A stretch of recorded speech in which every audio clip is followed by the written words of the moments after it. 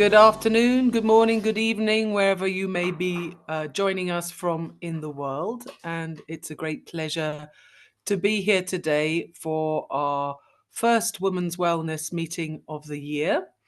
Our third since we started. It was a wonderful idea from my dear friend Liz Hosford that I met in 2001 in Japan. And this is all also thanks to the National Lottery from their community fund. Without them, we would not be able to host these meetings. So thank you. And without further ado, excited to hear what you have to tell us. And over to Liz from Liz. Thank you, Liz. Hi, everyone. Nice to see everybody again. And thank you so much for joining us today, wherever you are in the world.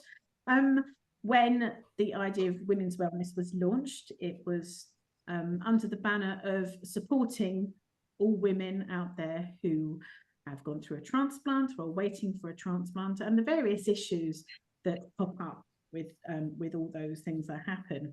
And I was delighted that Julia Webb contacted me and said, would you consider talking about adoption? And I said, well, I won't, but I'd love it if you would. And so I am delighted to see Julia here. I've known Julia for about 20 years. And Julia, thank you very much for coming.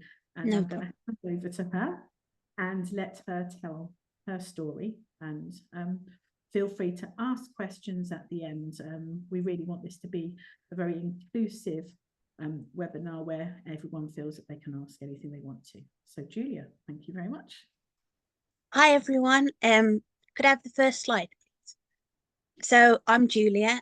I have been a kidney patient for 25 years. I first got diagnosed with kidney failure at age 11 when I went on dialysis. It was a complete shock.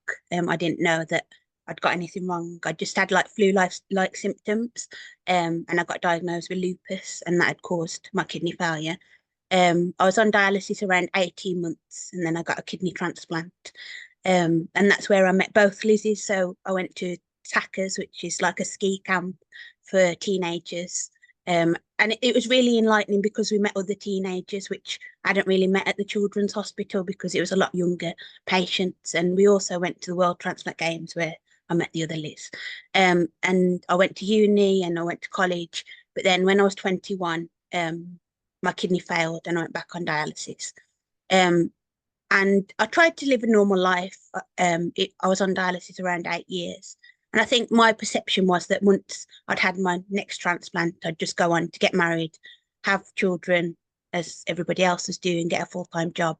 But I think people who've had a transplant will realise that our health can be a bit up and down, and it's not always as straightforward as we know.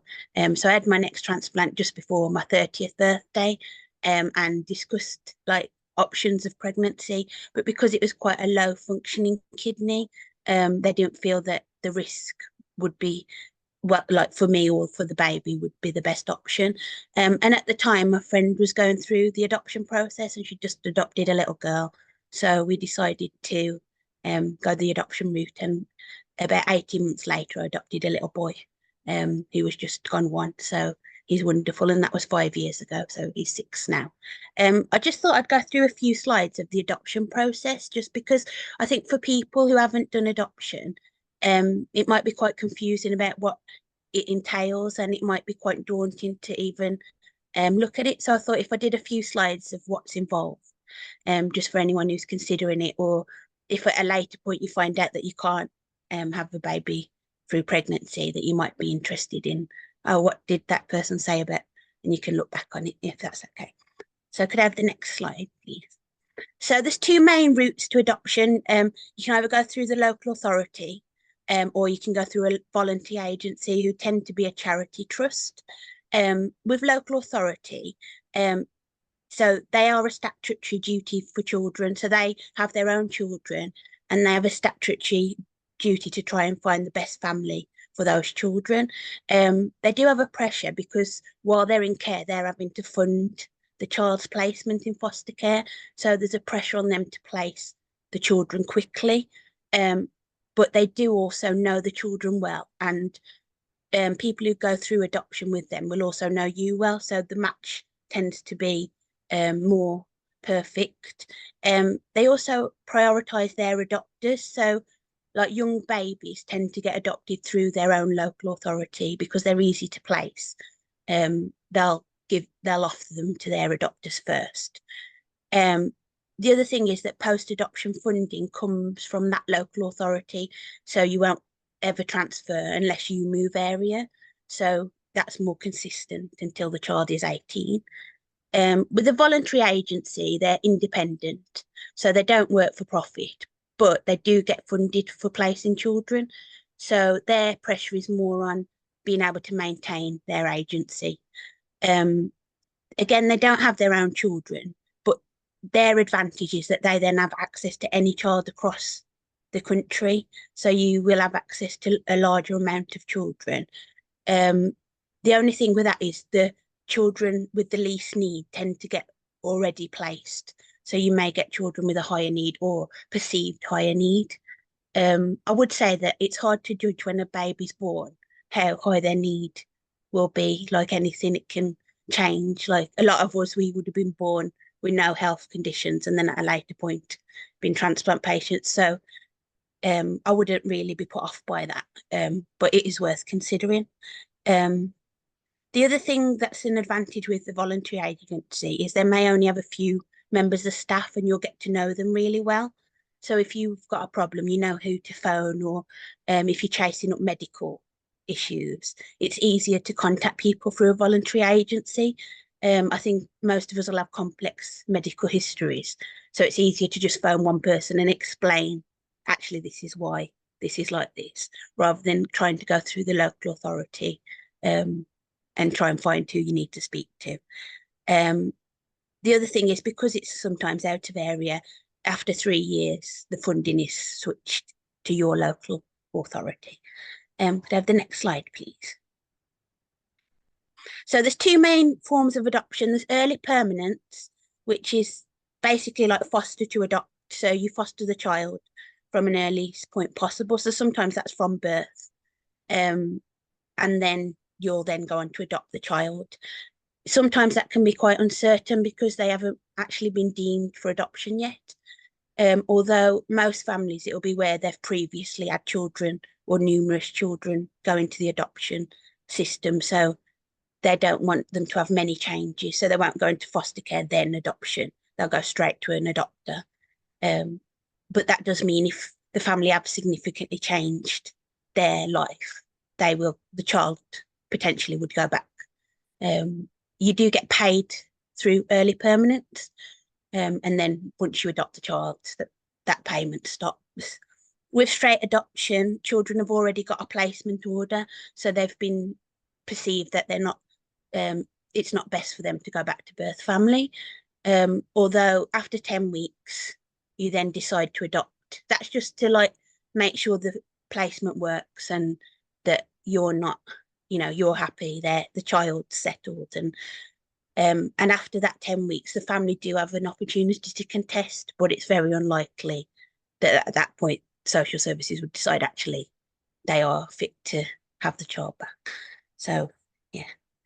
Could I have the next slide, please? This is just an overview of the process, just because it could be confusing. So firstly, you go to information session where they just go over things. You then register your interest. So you say, oh, yeah, I would like to look at adoption.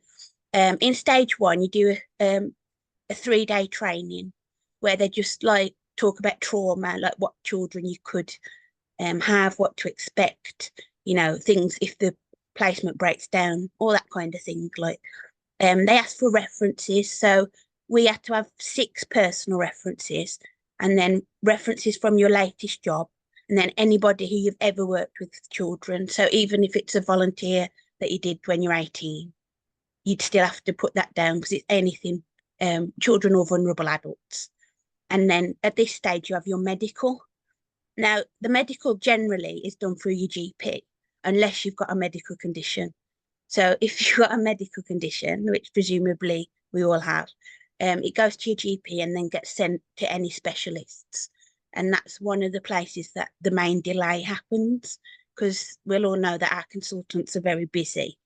So depending on how good a relationship you have with your consultant, try and chivvy them along. And, you know, if you know you're a named one, it's better to put a named consultant rather than just like me, a renal department or heart department or whatever.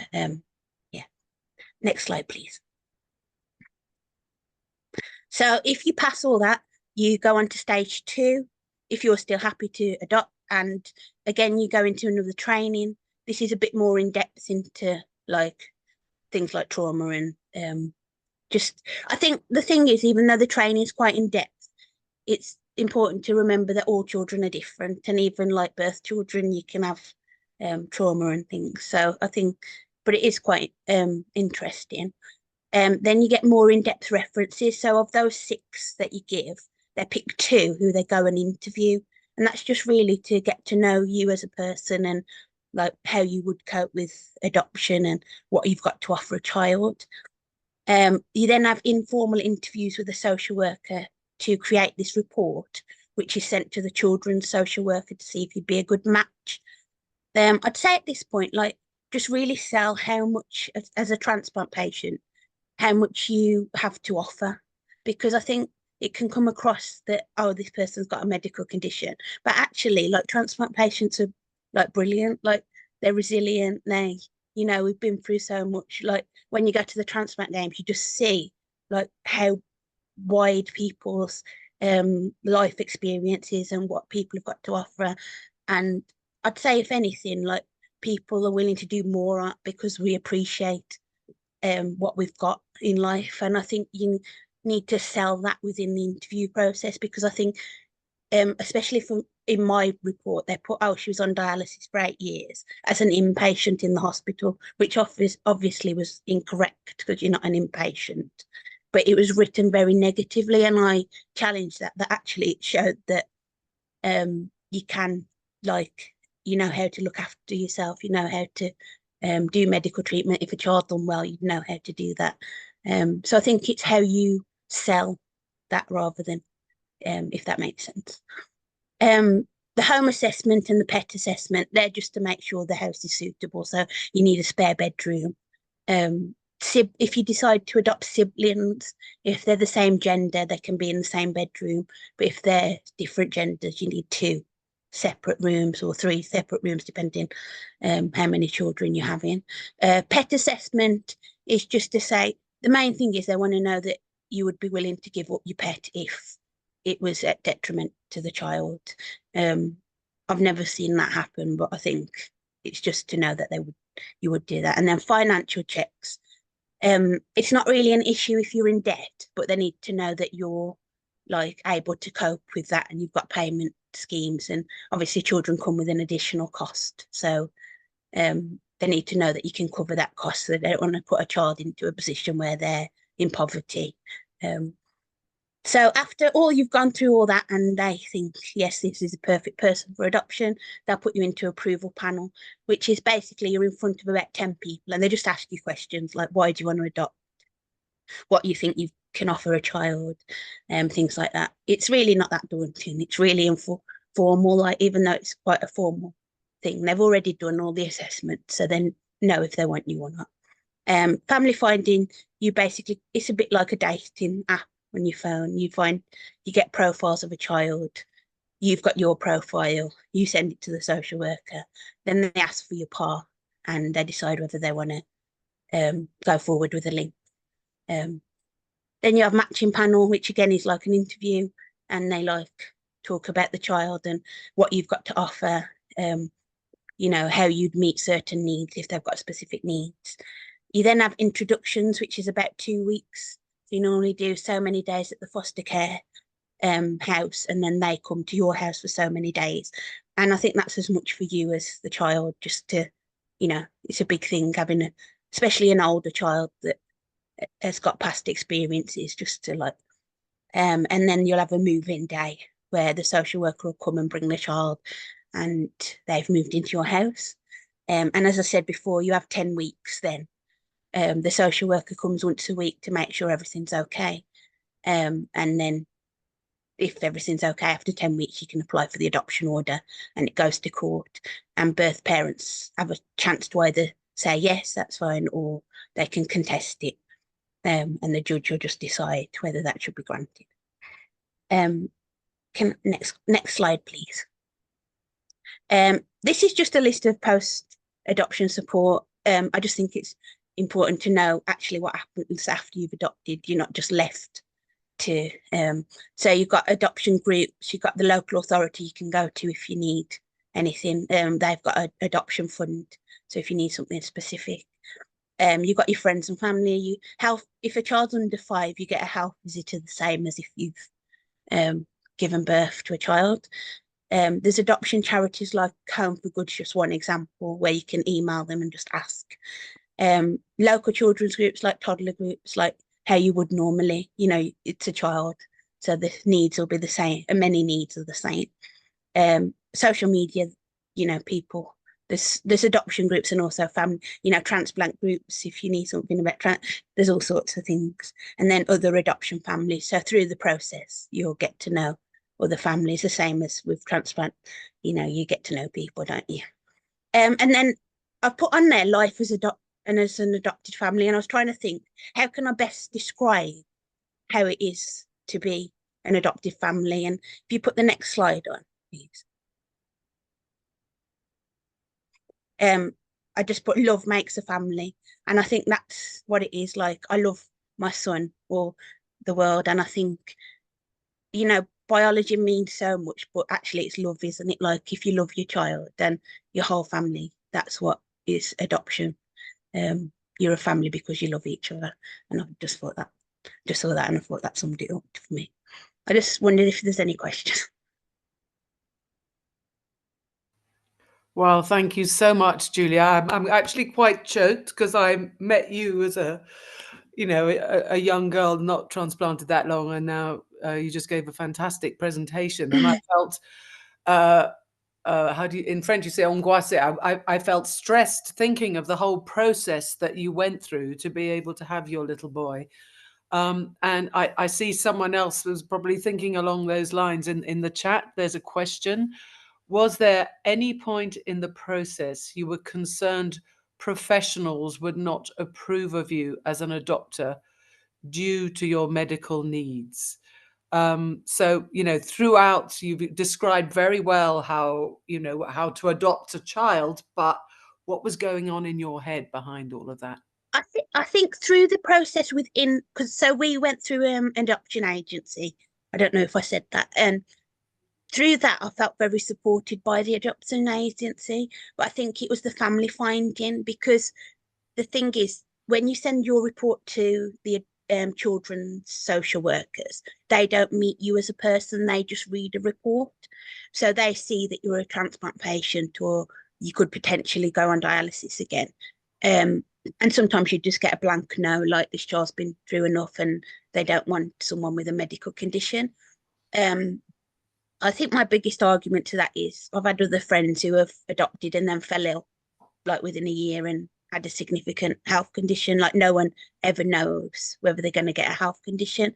I think the whole process is stressful, but at the end, you're hoping to get a child. And I think even with naturally giving birth to a child, I think it's stressful. So I think you have to hold on to that hope of having a child, really. And how was your partner feeling throughout all of this?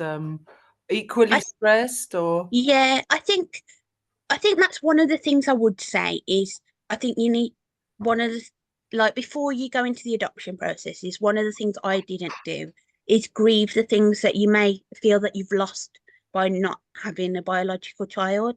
So for me and my husband, I don't think it's so much about the actual biological part, but I think it's about the things that you miss out. So you're not going to get a scan with a heartbeat. You're not going to like have that pregnancy test with a positive line on it.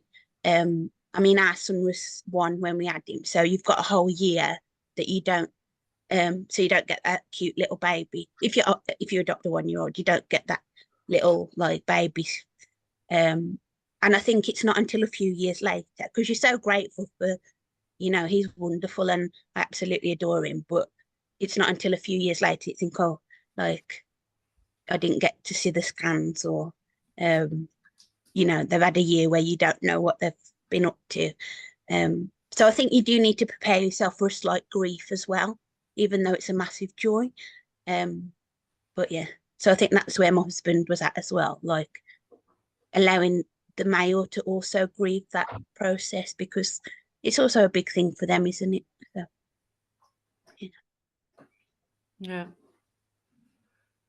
Yeah. Liz, how are you? I'm, you know me, I've all teared up here. It's such. I've never actually thought. I've had friends who have said, and in fact, one of them is a kidney recipient, was thinking about adoption, but I never actually thought about the whole process and everything, which was really well explained here. And actually, we do have another friend who has she adopted, I believe, 3 or once. Yeah. Do you know who I'm talking about? Yeah. I mean, going from 0 to 3. I mean, it's hard enough going from 0 to 1. What was it like the first day? Had he been living in a foster home, Julia? Yeah, so he'd been in the foster home pretty much the whole year he'd been alive. I think, I mean, what I wasn't anticipating was he wouldn't let you hug him, because in foster care they are restricted in how much physical contact they can. You know, they do pick the children up, but it's very different to when you adopt or your own children. He wouldn't let you cuddle it. I mean, he's really cuddly now. I think, yeah, but I mean, for us, he slept through straight away, and it was, I mean, we adopted the day that Boris Johnson announced the COVID lockdown. So we had him, and then we went into lockdown, and we didn't leave the house for 6 months. So that was a challenge. But yeah, so like I said about the social worker visits every week, we had them via Zoom, so that was a bit different. But it also gave us time to bond with him because we weren't having to go out or do anything. And yeah. Julia, Yeah. first of all, I'm the same as Liz. I was quite choked up during your presentation. Absolutely beautiful. And thank you again so much for sharing your wonderful story and journey. It really is appreciated. I know for a lot of transplant patients that adoption is something that many transplantees I know have thought about, but perhaps they don't know the right way to go about it. And this is exactly what these programs and webinars are for, to give information. So thank you for that. I was just going to ask, no one's asked it at the moment, with your kidney clinic, were they actively involved? I know that your consultant was asked, but did they support you through this? You know, you were saying about, you know, the grief process as well. Did you get that support from the clinic, or was it mainly, you know, apart from that? I think in terms of the grief side, not really. I think generally with clinics, I think they're quite clinical, aren't they? Like, I know that comes with the even when they said like it's not advisable to be pregnant, I think it was very like matter of fact. And I would say I think it's worth getting a doctor that you've got a bit of a relationship with to do the medical, because I think if they write it very clinical, then it can come across like, oh, she's got 10 medical conditions and she's on all these tablets. Whereas I think they also need to like say, actually, you know, kidney patients have got a lot or whatever transplant's got a lot to offer. My doctor was like really supportive. He just said, do you want this child? And I was like, yeah. And then he wrote me a lovely medical. I think part of that as well is, as you know, like I've been a transplant patient there for a lot of years, and they've known me since I was young. So I think that did help. So I think it's just making sure it's a doctor that knows you and not just sent to a, you know, an inbox somewhere where any old doctor can write, you know, just send your medical record. No, absolutely. I know that having talked to a lot of younger transplant patients and then younger transplant patients' mums, both sets have their own questions about either becoming pregnant, so, you know, the worries about being pregnant, but I don't know how much information is out there about adopting, and I absolutely loved your last slide about love makes a family. I mean, there's nothing stronger than that, and I think as transplant patients, you know, when one's been through so much, you know what's important, and I'm a bit blown away by the whole thing that you said, Julia, but no, fantastic. Thank you so much for I think I would just encourage anyone who's interested in adoption to just look for an information evening or an information afternoon that's by them. Because I mean, even if you get more information and you decide not to do it, then at least you've informed yourself about what's around your area. And so if you're a transplant patient and you are thinking about adoption, I know you've given your slide and all the details, but where's the first port of call? Who do you go to first? Do you go to your doctor? Do you contact the local authority? I think go to an information evening, because I mean, my personal preference was a voluntary organisation. I found it very friendly. I think you can have more chance to explain your condition, but everyone needs to decide for themselves what they prefer. So I think you need to look at what information evenings there are, and just go, and even go to one local authority and one voluntary agency, and then I think, when you go somewhere, like when you move house, you get that feeling, don't you, what's right for you. And I think you'll get that when you go to, even when they're talking about adoption, I think you'll get a feeling like, oh yeah, like that twinge, like, oh, this feels right for me, or actually, I don't want to do this. And that's fine, whichever way is best for you. Well, thank you. Julia, were there any unexpected challenges that came up during this process that you really weren't expecting? I think one of the biggest challenges, when we got matched with our son, they then decided that they wanted me to have a second medical. And in the meantime, one of my blood results had gone up, so I had to have a second medical, because normally they're for 2 years, but they decided that they only wanted it to last a year, which was like the week before we were going to go to panel. So that was the biggest, because I think I was worried that what if they say, after we've got this child, we've got pictures of him, and your heart's kind of connected. And I would say that, that and also you could get matched with children, and then they decide actually we're going with a different adopter. That happened to us a couple of times, where actually, because they have to consider more than one family, so sometimes social workers will say they're considering you because they have to say that they're considering 2 families, and then they've really got no intention.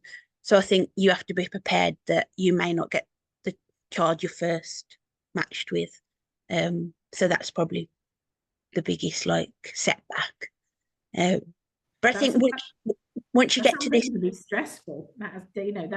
That could have a massive impact on your health as well. So I think it feels stressful at the time, but I think once you've brought your child home, it's like you forget all that. And like in pregnancy, when you have up and downs, once you've holding that child, you forget that you've gone, well, not forget, but that stress feels worth it, doesn't it? And I think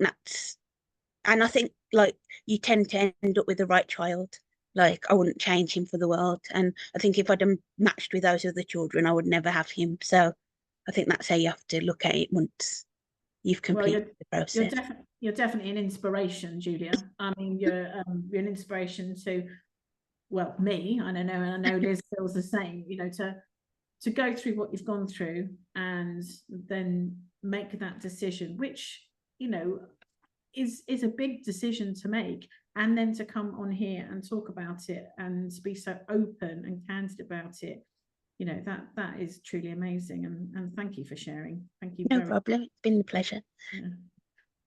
Liz, I don't know if we have any more questions from the room. Yeah, well, I've got a few questions there, but I'm just imagining this whole thing. When you say, Julia, you before the panel, did you like literally have to be up against a panel of people who were making that decision, yes or no, for you? And then you said Yeah. it was during COVID. Was it online, or did So you the actually panel, get?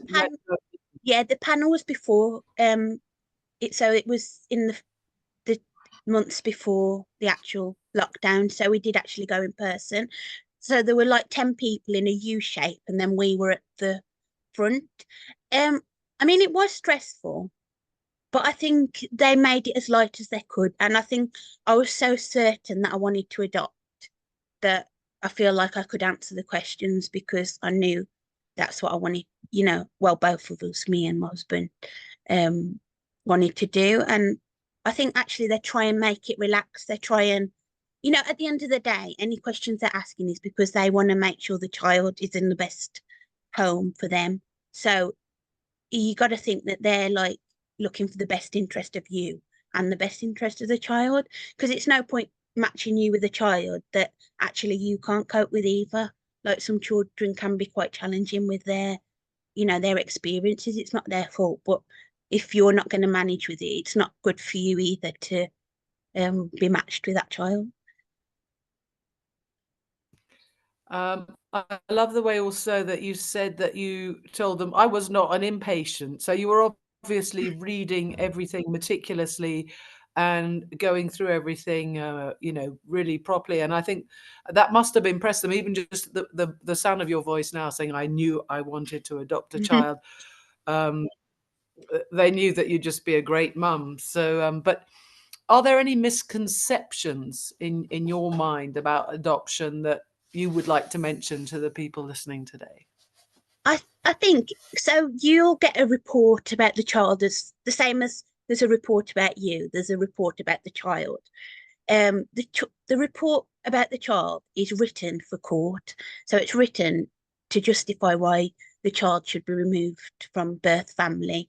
So when you get the report, you'll read it and it could be quite off-putting because you'll hear, oh, the child might not do this or they might not do this, or the parents are aggressive, so the child could be aggressive, or I think the thing is, I think that's the perception, like these children have come from aggressive homes and they have experiences. In reality, a lot of the children have come from homes where the parents just haven't been taught how to parent and they haven't had the capacity.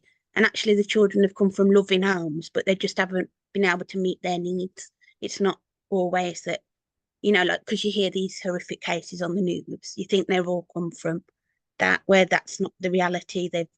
And a lot of like we met birth parents and actually they were really lovely people, and we still write letters. So there's letterbox contact. So twice a year we contact them and they contact us. And it's like they're still part of the child's family, but it just in a different capacity. And I think that's what's maybe not perceived by the wider public. I think they think that adoption's like these really badly treated children who you're taking in, but that's not always the reality of it. Yeah. Wow. So if you have contact with the parents, I'm guessing that as from day one, it was like, darling, you're adopted, and because we chose you, we love you most. He absolutely knows that is the case. Yeah, so actually legally you have to now tell the child from birth. Oh, really? So yeah, so they'll have Yeah. well, obviously they don't, it's to their understanding. So when they're very little, they might not understand it. They have a thing called a life story book. So it'll have pictures of birth family or any foster carers they've had. And it has in child language why they were put up for adoption. So there's all different reasons. So you do have to tell them from an early stage, but I think it's just about talking about how positive that is. Like actually, like we chose you and you are loved by these other people, like, your birth family and who they are. And sometimes they might get more siblings in the future and you may have contact with them. Some people have in-person contact, but we that wasn't something that we have. So It could be compared a little bit to meeting your donor family. Yeah. Yeah, I think, it's like wider family, isn't it? Like, you're connected by different ways. Like, we're connected to donors by transplantation, and we're also connected to Freddie's birth family by him. I think the thing is, nowadays, families are made up of so different, aren't they? Like, when Freddie goes to school, people are living with their dad, they're living with their mom, they don't see their mom. So it's like nuclear family is not really a thing like it was maybe years ago. So I think it's not so unusual, is it? As Yeah. So what kind of support now, we're several years along the line, that did you receive in the beginning, and then today? Do you still have the sort of regular meetings with I don't know, like social workers, or are you kind of like able to just carry on? Yeah, to be honest, I don't really think about it most of the time. We just, he's our son, and that's, day to day. The same as like with your transplant, like you take your tablets, but you're not thinking all the time, oh, I'm a transplant patient. Like when I'm at work, I'm doing my job, I'm not. I think I do go to an adoption group once a month with adoption parents. But I think that's more just because you've got something in common. There's like, and like things like the life story book. I think as he gets older, I think he may have more questions, and I think it's just nice to talk to other people who have experienced those things. We can phone local authority at any time if we feel that we need support, but I think it's that's his part of his life story, and I think it's important that he shares it with who he feels he wants to share it. I'm not gonna go around telling. Obviously, like, you have to inform the school, and the school, actually, talking of that, school get pupil premium for any children that are former looked after, so they get extra funding for adopted children. Okay. It's not very often that I'm lost for words, Julia. but I am. Liz, thank you very much for asking all the questions. I was frantically trying to think of something, but I'm just a little bit in awe of Julia and what she's gone through. And having known Julia for a long time, it is no surprise how loving and giving the whole process is, because Julia, that's what you are, and on a personal level. I don't think we have any more questions from the floor, but as ever, well, there is a comment. There is a comment in the chat, and it says, "A brilliant, clear, and inspirational presentation. Thank you, Julia." And I think that's what we all feel, and I'm in awe. Thank you. Thank you so much. And Julia, could I ask that if anyone contacts me or Liz or WTGF or the Women's Wellness Programme, if they have any questions, as one always does, it's like when you're in the consultant's room and you think you've got everything and you head off back home and go, oh, I forgot that. Is it okay if they come back and ask questions, and we can put them in, perhaps in touch with you? Or yeah, no problem. Yeah, no problem at all. Thank you. That's really fantastic. So on a personal level, I'd like to thank Julia. I'd like to thank Liz and WTGF and for supporting the women's wellness. Fantastic that we've got some national lottery funding. So thank you very much for that as well. There are some more dates for the diary this year for lots of other topics, and so watch out for those. They'll be interesting to come and see as well. But for now, Julia, thank you very much. You. No problem.